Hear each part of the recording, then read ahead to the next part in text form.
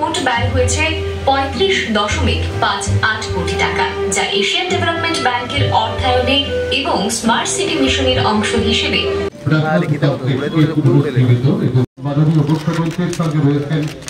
ত্রিপুরা সরকারের পর্যটন দপ্তরের মাননীয় মন্ত্রী বরণ করে তাদের রয়েছেন আগরতলা পৌর নিগমের distribution of Ujjain Hotelis Garden.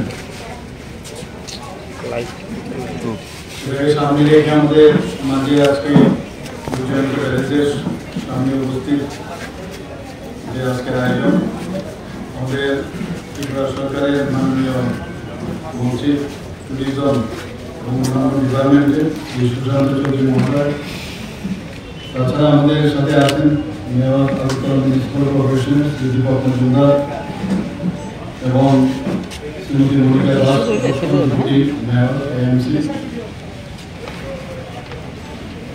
আজকে এখানে এডিবি ফান্ডের সহায়তা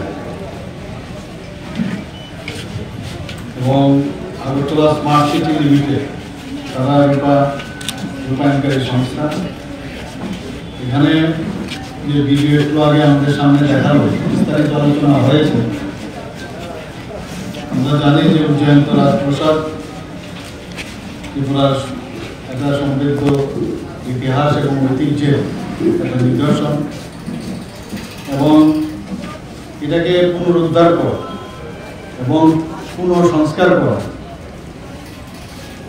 আজকে আগরতলা স্মার্ট সিটি লিমিটেড সেটা করতে পেরেছে। আমি এর আগেও কয়েকবার আমি এসেছি এখানে যখন কাজ চলছিল, এখানে আছি। আমরা সবাই মিলে কবে এটা শেষ হবে, আজকে একটা শুভ দিন আমি বলবো, একটা দিনে এটা আজকে উদ্বোধন হলো। এতে করে নাগরিকদের যে উপযোগী একটা ব্যবস্থা আমি বলবো, এত সুন্দর একটা ফাউন্টেন আমরা এখানে দেখলাম এবং একটা ডিজাইন সুসংহত আমি বলবো শহর কেন্দ্রিক যে একটা ডিজাইন এখানে তৈরি হয়েছে বা সাজানো হয়েছে, এতে করে আগরতলা শহরের বা ত্রিপুরা সম্পর্কে যে একটা ডেফিনেশন সেটা কিন্তু পাল্টে গেছে। It can be defined in some good form. বাইরের থেকে লোক আসবে যখন এগুলো দেখবে ত্রিপুরাতেও আগরতলাতেও এই ধরনের একটা ব্যবস্থা আছে, পর্যটকও বাড়বে এখানে নিশ্চিত। এবং এখানে বলা হয়েছে বাগান এলাকাও এখানে সৃষ্টি করা হয়েছে এবং খুবই সুন্দরভাবে সৌন্দর্যায়ন করা হয়েছে। নতুন পাথওয়েও যা দেখলাম আমরা আগেও দেখেছি, সেখানে হাঁটবার সুযোগ আছে। তাছাড়া আমি এখানে লক্ষ্য করছিলাম অনেকে সেলফি নেওয়ার একটা ব্যবস্থা এখানে লেগেছে, বসার পরে সেখানে সেলফিও নিতে পারবে এবং এখানে বিভিন্ন বেঞ্চ, বিভিন্ন ডিজাইনের বেঞ্চও এখানে বসানো হয়েছে।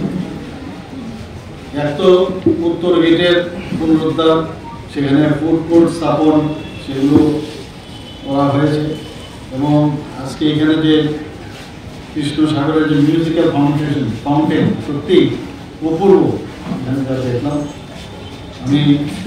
আমরা যারা এখানে আছি সবাই মানে উপভোগ করছিলাম, সাংবাদিক বন্ধুরা আপনারা নিশ্চয়ই সেটা আপনারা উপভোগ করছেন। আর লক্ষ্মীনারায়ণ বাড়ির যে রাধা সাগর, একটা হচ্ছে আমাদের কৃষ্ণ সাগর এটা, আর একটা হচ্ছে রাধা সাগর, সেটারও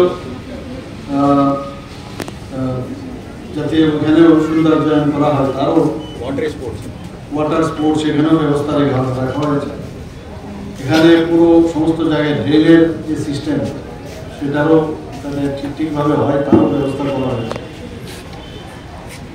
এখানে যে আমি বলছিলাম লেকের পাশে হাঁটার ব্যবস্থা রাখা হয়েছে এবং সুদৃশ্য আলোকসজ্জা, পার্কিং জোন এবং মাল্টি অ্যাক্টিভিটি প্লাজা এবং এমভি থিয়েটার সহ পেছনে যেটা উত্তর গেটে করা হয়েছে, পেছনে বাগানের পুরোটার প্রসাদের যে পুরা লেক সেখানে তার পরিষ্কার পরিচ্ছন্ন সব ব্যবস্থা এখানে রাখা হয়েছে।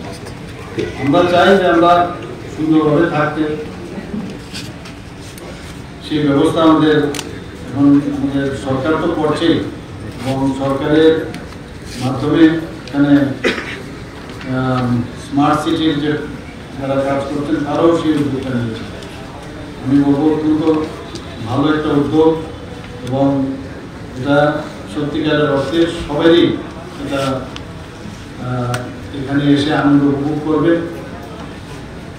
এবং এরপরে আমরা আরেকটা অনুষ্ঠান আছে এখানে রিভারফ্রন্ট, হাওড়া রিভারফ্রন্টের একটা, সেখানেও সুন্দর জয়েন হয়েছে আপনারা জানেন। সেখানেও সব দিকে মাননীয় প্রধানমন্ত্রী যা চাইছেন, সবসময় আমরা প্রধানমন্ত্রীকে বলি প্রধানমন্ত্রী নরেন্দ্র মোদী মানে আরেকটা নাম হচ্ছে উন্নয়ন, এবং আমরা এই রাজ্য সরকার উন্নয়নের চেষ্টা করছি।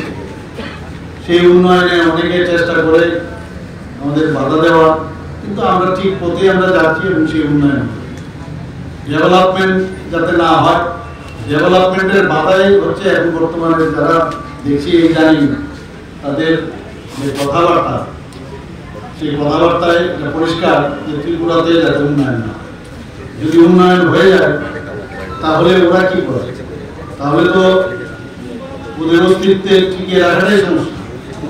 এর জন্য নানা কথা, নানা কটূক্তি ইত্যাদি ওরা বলছে, লাভে লাভ কিছু হবে না। আমরা ট্রান্সপারেন্সির মাধ্যমে চলতে চাই এবং আমি নিশ্চিত যে আজকের এই যে প্রকল্প এখানে যেসব ব্যবস্থাপনা আজকে প্যালেসের পেছনে আমরা আগেও দেখেছি এখানকার কন্ডিশন, আর এখনো আপনারা দেখছেন।